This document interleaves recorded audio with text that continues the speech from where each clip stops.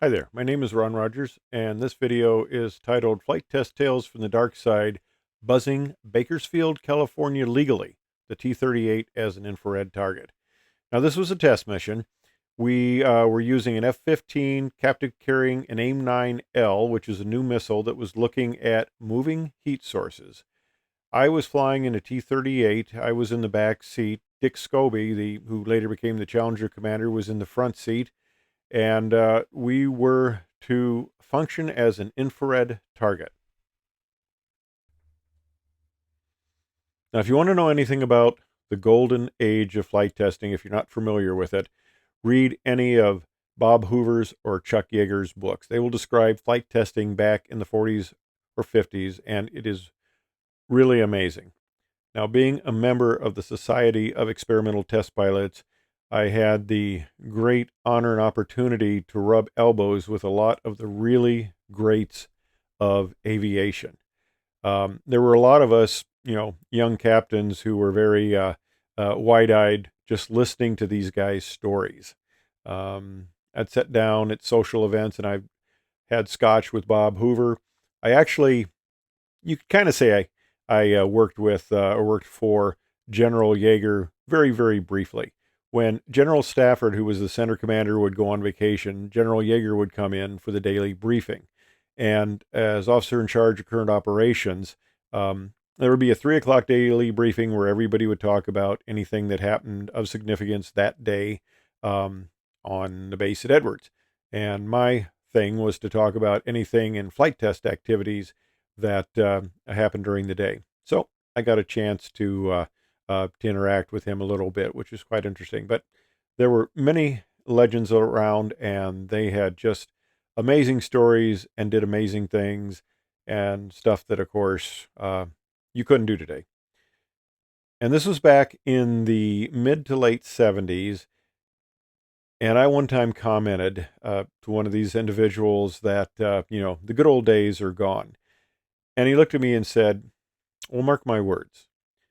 What you're living through right now, you will remember as the good old days. And you will be amazed at how things change in the decades later. And they were right. Now, my upbringing was like most pilots. I started out in the training command. I mean, we're talking strict rules.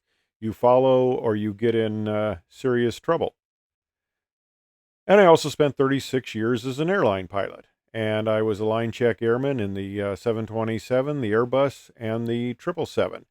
So I know how to follow rules. I followed rules. I gave check rides. I interfaced with the FAA. You did things by the book. And I got the Wright Brothers certificate, and I think it's amazing that Orville and Wilbur actually signed this. I think that's pretty amazing. But um, I said to the FAA gentleman when he presented it to me, I said, you didn't find everything about me. And technically, I've done nothing wrong, okay? This is a test card. It wasn't the test card of this mission. I don't have it anymore, but this is a test card, and it's signed off by all the higher ups, and the parameters of the test conditions are set. And essentially, you are following an order, and this is the way you fly the aircraft. And if there are certain, what you might call, what could be considered FAR violations, um, then you are technically covered. Now, if you screw up in the military, uh, there are no NASA reports, and you wished you were treated as well as how the FAA might treat you, and they don't treat you very well. But we had the R-2508 complex, which is the vast amount of airspace around Edwards, and you could do just about anything in here. We had supersonic corridors, certain supersonic corridors, but sometimes there were supersonic flights that were outside of the corridors, and that just kind of happened as long as you were kind of clear of any place that might have a problem. Now, in this test mission, the blue arrow is Edwards Air Force Base. You can see the R-2508. This is a current screenshot, and under the orange arrow is Bakersfield, and the airspace is essentially the same. Now here you see a little enlarged view. The blue arrow points to the boundary of the MOA. the military operating area, where we could do, a lot of things and not get in trouble. The orange arrow points to Bakersfield, which is outside of the airspace. Now, like I said, I was flying with Dick Scobie. I was by far the junior guy in this whole mission.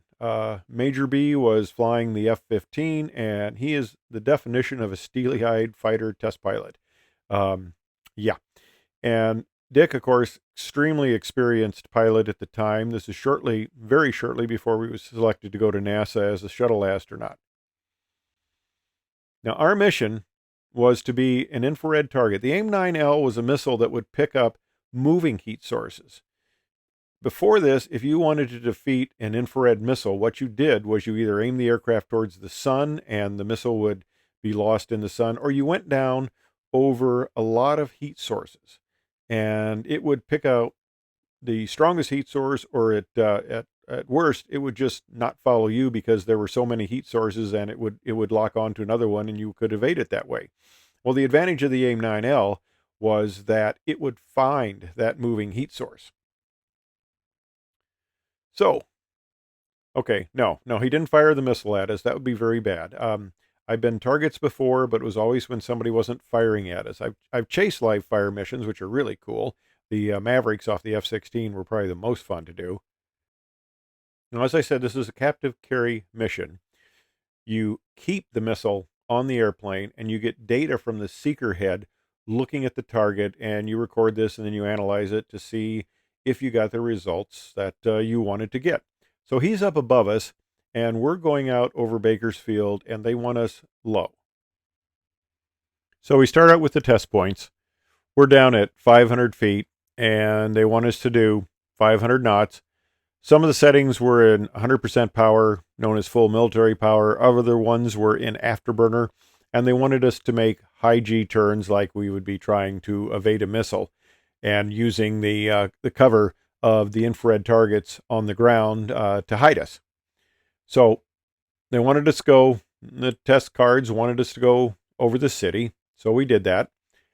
And then over residential areas, and I remember looking down and seeing a guy mow his yard, and we're making these turns in burner and that, and we're down low. We're going fast. It's kind of hazy. And I'm thinking, we're down here with the Cessnas doing this. And I wasn't wasn't the most comfortable with that, but this was the test mission, and I'm going along for the ride.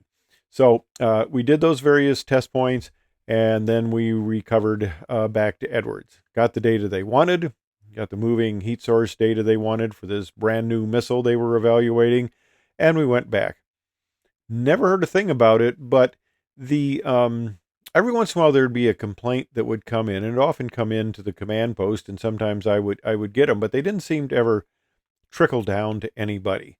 And when I talked about kind of FAR violations, well, there's a lot of strange things like it's 250 knots below 10,000 feet. Well, unless there's a flight manual restriction. So a lot of the aircraft, like for the T-38, we flew at 300 knots, and some of the other aircraft, were